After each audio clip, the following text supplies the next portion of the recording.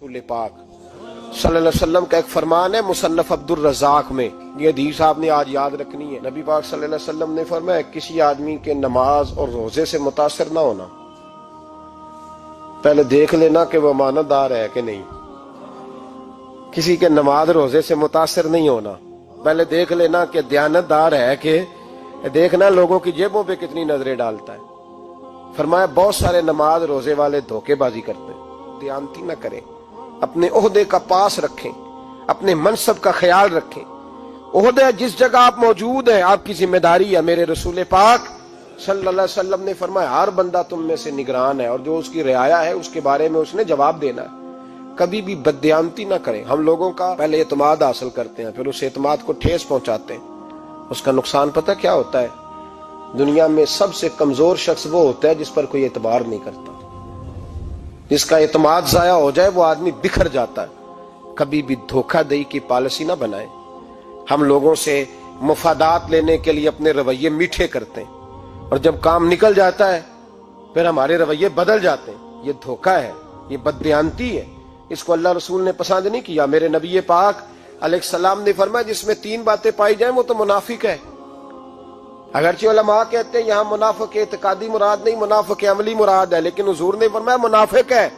या रसूलल्लाह कौन? फरमाया वो बंदा जब बात करे तो झूठ बोले, जब वादा करे तो मुखालफत करे, जब अमानत रखी जाए तो बददयानती करे। ये तो बंदा मुनाफिक है। हजरत अबू नूर अलैहिर्रहमान ने लिखा है, फरमाते हैं महमूद गजनवी का दौर था तो एक आदमी महमूद गजनवी के पास ना अपना केस लेके आया, मुद्दई बन के आया। उसने कहा बादशाह मेरा केस बड़ा निराला है। बादशाह सलामत ने कहा वो किस तरह? कहने लगा ये मेरे पास एक थैली है, मैं ना सफर पे जाने लगा तो ये थैली पूरी हीरों की भरी हुई। फलां इलाके के जो काजी साहब है ना, मैं जाती दफा मैं कहीं सफर पे जा रहा था तो मैं उनके पास छोड़ गया कि रास्ता लंबा है, कहीं कोई मुझसे छीन ना ले, हीरों की भरी हुई थी। कुछ दिनों के बाद मैं वापस आया हूं, काजी साहब ने मुझे थैली वापस की है तो इसमें हीरों की बजाय खोटे सिक्के निकले। अब मैंने काजी साहब से कहा है तो काजी साहब तो मेरे गिरेबान तक आते हैं, वो कहते हैं बता कहीं से फटी है, खुली है? वो जिस तरह टांके लगा के तूने सी थी उसी तरह लगे हुए हैं कि नहीं? तो हुजूर लगे भी बिल्कुल उसी तरह है, ना फटी है ना खुली है। अब मैं लुट गया हूं, मेरी कुल उम्र की कमाई जाया हो गई, खोटे सिक्के कहां और हीरे कहां? तो मेहरबानी करें और आप की बारगाह में अल्लाह रसूल के नाम पर हलफ देता हूं कि मैं हूं बिल्कुल सच्चा। महमूद गजनवी कहने लगे तू जा, थैली छोड़ जा और जब मैं तुझे बुलाऊंगा फिर दोबारा आना। वो शख्स चला गया। महमूद गजनवी उठे, दरबार बर्खास्त किया, लोगों से कहने लगे चले जाओ, मैं 3 दिन के लिए सैर करने जा रहा हूं, 3 दिन के बाद लौटूंगा। अकेले जब रह गए ना महमूद दरबार में तो महबूब ने छुरी मंगाई। वो जिस तख्त पे बैठते थे वहां गद्दा बिछा हुआ था, ये गद्दा पड़ा है ना, वो गद्दा बिछा हुआ था। महमूद ने छुरी के साथ उसको फाड़ डाला और छुरी जेब में रखी निकल गए। कहने लगे मेरे बाद कोई मेरे दरबार वाले इहाते में दाखिल ना हो। महमूद चले गए। अब वो सफाई करने वाला जब आया ना, उसने आके देखा तो गद्दा तो फटा हुआ है। उसने शोर डाल दिया, पहरेदार भी आ गए, फलां साहब भी आ गए, फलां साहब। उसने कहा ओ खुदा के बंदो उसका गद्दा फट गया है, वो तो मार डालेगा। उसने कहा था सिवाय सफाई और निगरानी वाले के दूसरा आए कोई ना, और यहाँ आया भी कोई नहीं। पहले दिन ही फटा हुआ है तो लटका देगा सबको, क्या करें? शोर हो गया, सारे दरबार के मुलाजिमीन इकट्ठे हो गए। एक बंदा बोला, कहने लगा फिक्र ना करो, मैं कैसे बंदे को जानता हूं, इस तरह सिएगा कि जिसने फाड़ा होगा उसे भी पता नहीं चलेगा कहां से फटा था। ऐसा बेहतरीन रफू करेगा कि पता भी। उसने कहा यार हम सारे एक महीने की तनख्वाह देते हैं, तू बंदा बुला। वो बुला लिया उसको, उसका नाम मोहम्मद रफूगर था। वो आया, उसको गद्दा दिखाया, उसका यार इस तरह सीना पता ना चले। उसने कहा फिक्र ही ना करो, मैं बड़ा कारीगर हूं। बड़े बड़े कारीगर लोग नहीं हमारे मुल्क में पाए जाते, कोई निशान छोड़ते हैं पीछे? बड़े कारीगर का पैसे होने चाहिए, बड़े बड़े कारीगर बंदे। आप यकीन करें ऐसा ऐसा फलसफा, ये उम्रा इबादत है ना, सरकार दो आलम सल्लल्लाहु अलैहि वसल्लम की बारगाह की हाजिरी बड़ी नेमत है ना। तो सऊदी गवर्नमेंट ने पाबंदी लगा दी, खैर उनकी भी ज्यादती है। इस तरह की पाबंदियां शरीयत इस्लामिया में जायज नहीं। अल्लाह के घर मुसलमान जब चाहे जा सकता है, लेकिन वो कहते हैं जी 2000 रियाल दे जिसने 2 साल बाद भी आना है। उन्होंने पाबंदी लगाई तो हमारे एजेंटों ने भी कई खास ट्रेनिंग हासिल की हुई है, पता नहीं कहां से सीख के आए, उन्होंने भी रास्ता निकाल लिया। ایک صاحب سے میں نے کہا کہ جناب وہ 2000 ریال لگ گیا تو کیا کرنا ہے؟ کہنے کوئی مسئلہ نہیں، پاسپورٹ نواں بنوا لو، گنجائش ہے، یعنی ہر شے کا حل ہے۔ تو میں نے کہا یار اب عمرہ کرنے جاتے وقت بھی بندہ دھوکہ دے کے جائے، اللہ کے گھر جاتے وقت بھی اس طرح کی حرکت کرے، کیا حال ہو گیا؟ ہر چیز کا لوگوں نے حل نکال لیا، ہر چیز کا لوگوں نے سٹائل بنا لی۔ ایسا نہ کریں، یہ درست نہیں۔ احمد رفوگر کہنے لگا اس طرح سیوں گا کہ پھاڑنے والے کو بھی پتہ نہیں۔ ان کا پیسے لے یار تو سی دے۔ اس نے سی دی، اگلے شام ہی لا کے بچھا دیا گدا۔ تیسرے دن بادشاہ سلامت آئے، آ کے پہلی نظر گدے پہ ڈالی، اس نے بلایا سب ملازمین کو، کہا کس نے سیا ہے؟ کہا جناب کیا ہوا؟ کہا یہ پھٹا ہوا تھا۔ کس نے؟ کہا نہیں پھٹا ہی نہیں۔ وہ کہنے لگے بنو بات، میں خود پھاڑ کے گیا تھا، تو بتاؤ صحیح سیا کس نے ہے؟ کہا جناب آپ پھاڑ کے گئے تھے تو بتایا کیوں نہیں؟ فرمانے لگے اسی لیے تو بتایا نہیں تھا کہ تم خود تحقیق کر لو، بلاؤ بتاؤ سیا کس نے۔ تو بلا لیا، احمد رفوگر آ گیا۔ اس کو جب بلا کے سامنے بادشاہ کھڑا کیا، کہا بھئی تو نے سیا ہے؟ کہنے لگا حضور آپ کے سارے ملازم کٹھے ہو کے آئے تھے، میری غلطی کوئی نہیں۔ کہا نہیں یار تو بڑا کاریگر ہے، میں نے اپنے ہاتھ سے پھاڑا تھا پر مجھے بھی نہیں پتا چل رہا کہاں سے پھٹا تھا۔ اچھا یہ بتا یہ تھیلی جو ہے یہ بھی تو نے سی تھی؟ اس نے کہا جی آپ کے خادم کا ہی کارنامہ ہے، وہ فلانے علاقے کے قاضی صاحب آئے تھے، اس میں سے ہیرے نکال کے تو کھوٹے سکے بھرے تھے، تو مجھے بھی تھوڑا سا حصہ ملا تھا۔ محمود نے سارے گواہ بھی اکٹھے کر لیے، ثبوت بھی اکٹھے کر لیے۔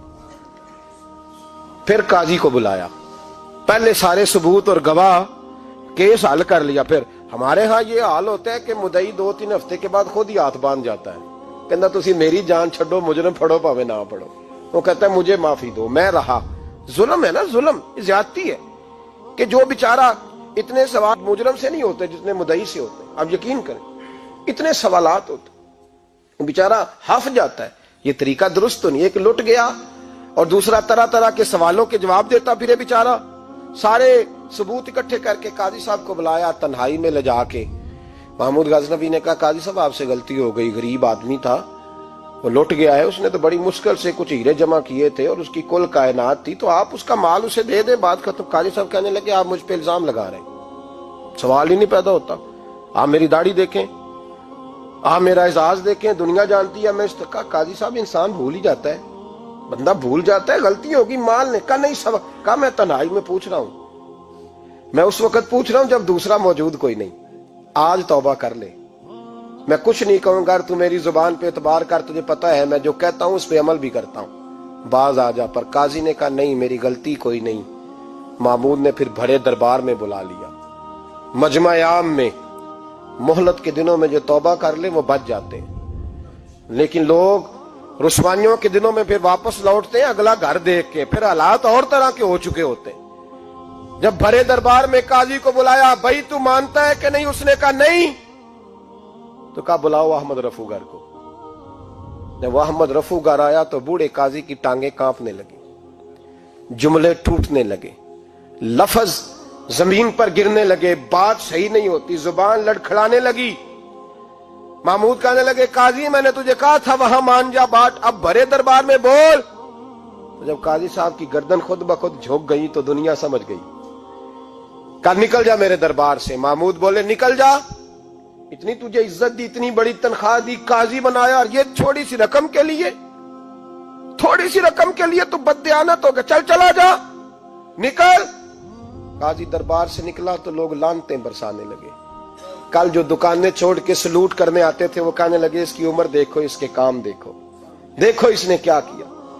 گھر گیا، بچے جن کے لیے پاپ کمایا تھا، جنہاں لی تو پاپ کمائے ہن کتھے نہیں ہو تیرے گھر دے، وہ بچے کہنے لگے ابا جی ہم تو سکول مدرسہ جانے کے قابل نہیں رہے، امید تھی کہ بیوی ساتھ دے گی۔